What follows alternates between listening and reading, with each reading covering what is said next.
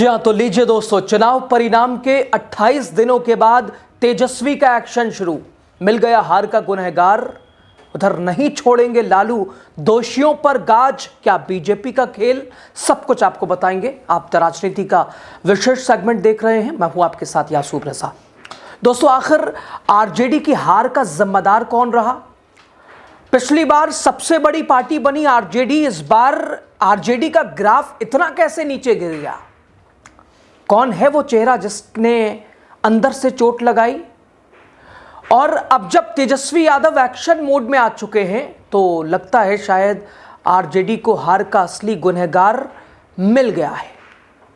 दोस्तों, ये सिर्फ चुनाव समीक्षा नहीं बल्कि ये आरजेडी के अंदर शुरू हुआ एक सर्जिकल स्ट्राइक है, जहां तेजस्वी एक तरफ खंगाल रहे हैं, एक तरफ एक एक चेहरे की भूमिका देख रहे हैं, उधर पार्टी सूत्र कह रहे हैं कि नहीं छोड़ने वाले हैं लालू, लेंगे बदला, हिसाब लेंगे इस हार का।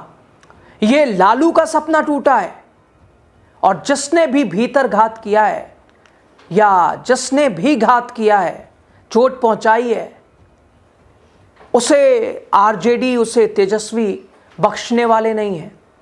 और सबसे बड़ा ट्विस्ट दोस्तों, क्या यही भीतर घात अंदर से हुआ है या फिर बाहर बैठी भारतीय जनता पार्टी का कोई एजेंडा? क्या बीजेपी का भी कोई हाथ है? क्या बाहरियों का भी कोई इसमें दखल अंदाजी है?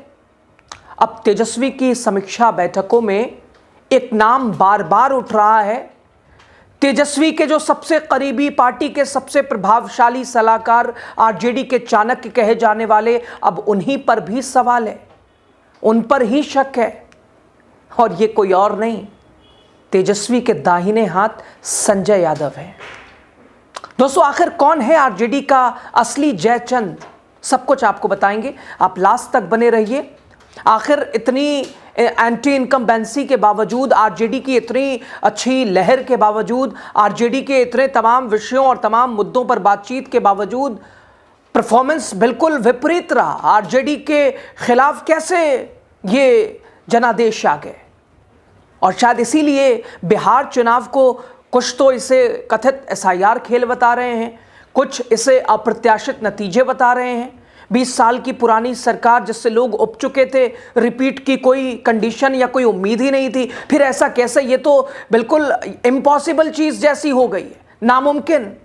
चूँकि लोग 20 साल से इस सरकार से त्रस्त थे, युवा परेशान थे, शिक्षा, स्वास्थ्य सब कुछ चरमराया था, पलायन हावी था। और ऐसे में विपक्ष का एक युवा नेता उभर कर सामने आ रहा था, जो कि दिलों में सबके जगह बना रहा था, जो युवाओं, बुजुर्गों, महिलाओं, जवान, किसान की बात कर रहा था। आखिर उसके दल को इतनी बड़ी चोट कैसे लग गई?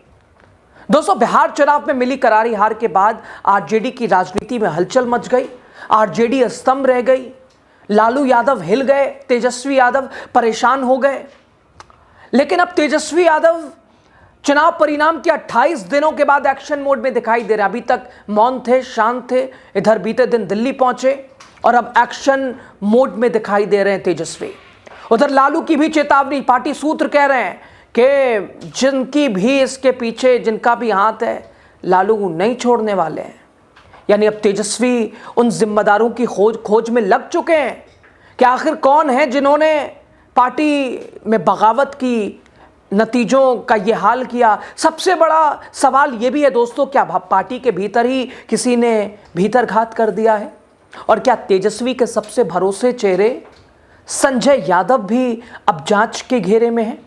दोस्तों, दरअसल 26 नवंबर से 4 दिसंबर तक चलने वाला तेजस्वी यादव का चुनावी रिव्यू, तेजस्वी यादव समीक्षा कर रहे हैं लगातार। चूंकि जब उन्हें आरजेडी का नेता चुना जा रहा था, हालांकि वो तैयार नहीं थे, उस दौरान भी उनके पिता लालू प्रसाद यादव ने कहा कि आपने बहुत काम किया है, पार्टी को आपने मजबूती दी है और पार्टी को आपकी ज़रूरत है। हालांकि तेजस्वी तैयार नहीं थे, लेकिन तेजस्वी ने अपने पिता की बात को मानते हुए एक बार फिर आरजेडी के विधायक दल के नेता चुने गए और अब तेजस्वी समीक्षा में लगे हुए हैं। लगातार चुनाव रिव्यू, हर क्षेत्र, हर जिले का लगातार वो ड्राफ्ट, तमाम सूची, तमाम खामियां, हर पहलू पर जांच हो रही है। दोस्तों, पहला पड़ाव मगध प्रमंडल। और शुरुआत होते ही दोस्तों खुलने लगे हैं राज, सामने आने लगे हैं चेहरे, मिलने लगे हैं गुनहगार और शक की सुई घूमने लगी है कुछ खास चेहरों पर भी। बैठक में मौजूद मंगनी लाल मंडल, अब्दुल बारी सिद्दीकी और इसके अलावा भोला यादव और दूसरी तरफ स्क्रीन पर तेजस्वी यादव, एक तरफ हारने वाले उम्मीदवारों की सुनी गई बात। दोस्तों साथ ही लिखित रिपोर्ट भी जमा हुई और बनने लगी एक स्पेशल सूची ऐसे नेताओं की जिन पर लगा है भीतरघात का शक, आरोप। और इसी बीच एक नाम बार बार उभरने लगा और वो नाम तेजस्वी का बहुत खास, संजय यादव, तेजस्वी के सबसे भरोसेमंद, सबसे नज़दीकी, सबसे प्रभावशाली सलाहकार, आरजेडी के चाणक्य जिन्हें कहा जाता रहा। अब उन्हीं की भूमिका पर भी सवाल है। हालांकि उनके अलावा भी बहुत सारे ऐसे नाम हैं जिन्होंने पार्टी से बगावत की है, यानी अपनी प्लेट में छेद किया है। और लेकिन सबसे पहले उंगली उठाई थी जिसके ऊपर तेज प्रताप यादव ने, फिर आवाज मिलाई लालू यादव की बेटी रोनी आचार्य ने, वो नाम भी चर्चा में है, संजय यादव का। दोस्तों तेज प्रताप ने खुले मंच से तो एक तरह से संजय यादव को जयचंद कह के पुकारा था। चुनाव के दौरान वायरल हुए इस वीडियो में उनकी जुबान से यही शब्द निकला, संजय यादव जयचंद। और अब वही आरोप आरजेडी के कई स्थानीय नेताओं की तरफ से भी सुनाई देने पड़े हैं, लगातार सुनाई दे रहे हैं। सवाल बड़ा है, क्या तेजस्वी के सबसे करीबी ही ने हार का कारण माना जाए? हार की समीक्षा में एक बात साफ निकल कर आई है, चुनाव के वक्त तेजस्वी यादव तक पहुंचना बड़ा मुश्किल था, लगभग असंभव था। जो जमीनी स्तर के कार्यकर्ता थे, नेता थे, वो तेजस्वी तक पहुंच नहीं पा रहे थे। टिकट के दौरान सबसे बड़ा मुद्दा यही बना। मदन शाह को याद कीजिए आप जरा, आरजेडी दफ्तर में घंटों खड़े रहे लेकिन मिलने नहीं दिया गया। उन्होंने हंगामा भी किया, उन्होंने नाम तो नहीं लिया लेकिन चाणक्य कहकर इशारा साफ कर दिया था।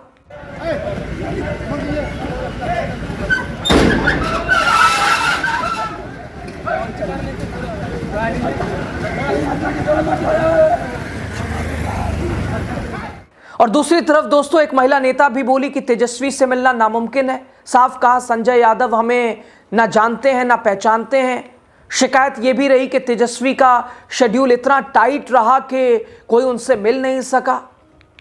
और दूसरा बड़ा कारण जो कि डिप्टी सीएम का चेहरा घोषित करना, ये महागठबंधन आरजेडी को नुकसान कर गया। आरजेडी नेताओं का कहना कि कम जनसंख्या हिस्सेदारी वाले मुकेश सहनी को डिप्टी सीएम, ये आरजेडी के लिए मुसीबत बना। आरजेडी के वोट बैंक में जिसने सेंधमारी की, बड़ी हिस्सेदारी वाले वोटर्स को नजरअंदाज कर दिया गया। परिणाम, यादव वोट मिले लेकिन मुस्लिम वोट छटक गए और सहनी अपने वोट ट्रांसफर भी नहीं करा पाए।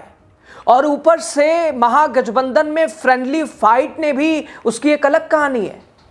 और ये सब वजह है दोस्तों। और तीसरा सबसे बड़ा विस्फोट टिकट बंटवारे का। कई रिपोर्टों में आरोप पैसे से टिकट, यानी मदन शाह ने भी यही कहा था। कई मौजूदा विधायकों ने टिकट काटना भी कई विधायकों का भारी पड़ा। लेकिन दोस्तों असली संकट यह है कि इन नाराज नेताओं से तेजस्वी ने ना कोई संवाद किया, ना फोन, ना कोई बैठक, ना कोई बातचीत, ना मनाने की कोशिश। और गुस्सा क्या बना, वो नेता आरजेडी प्रत्याशियों को हराने में लग गए। वो नेता आरजेडी के खिलाफ, और हद तो ये हो गई कि वो एनडीए के प्रत्याशियों का समर्थन करने लगे, सिर्फ अपनी जिद, अपने अपमान को लेकर। समीक्षा में कई उम्मीदवारों ने इशारों में कहा कि फैसले कौन ले रहा था, तेजस्वी ले रहे थे या तेजस्वी के नाम पर कोई और ले रहा था। किसे टिकट मिला, कौन तेजस्वी से मिले, किसे दूर रखा जाए, किसे प्रमोट किया जाए या किसे जिम्मेदारी दी जाए, ये सब कौन तय कर रहा था? यही उठता है बड़ा सवाल, क्या संजय यादव की कार्यशैली ने आरजेडी की हार में भूमिका निभाई? अब पार्टी अंदर ही अंदर दो हिस्सों में दिख रही है। एक धड़ा संजय यादव को बचा रहा है, तो दूसरा उन्हें हार का मुख्य कारण खलनायक बता रहा है। तेजस्वी यादव जिस शक की सूची तैयार कर रहे हैं, और क्या उसमें उनका भी नाम आएगा? सबसे बड़ा सवाल तो यही है, क्या तेजस्वी वाकई अपने सबसे करीबी संजय यादव पर कार्रवाई कर पाएंगे? अगर पुष्टि हो गई तो दोस्तों 4 दिसंबर तक पहले चरण की बात करें तो वो पूरा हो जाएगा। फिर 5 से 9 दिसंबर तक जिला अध्यक्षों पदाधिकारियों की बैठकें होंगी। उसके बाद पूरी जांच पूछताछ होगी और सख्त सजा भी एक तरह से तय की जाएगी। आरजेडी सूत्र कहते हैं कि जिसकी भी संदिग्ध भूमिका मिलेगी उसे पार्टी से बाहर का रास्ता दिखाया जाएगा, कार्रवाई की जाएगी, चाहे वो कितना ही बड़ा चेहरा, कितना ही बड़ा नेता क्यों ना हो। लेकिन सवाल फिर वही खड़ा है, क्या वही सख्ती, अगर संजय यादव का नाम आया तो क्या वही सख्ती लागू हो पाएगी?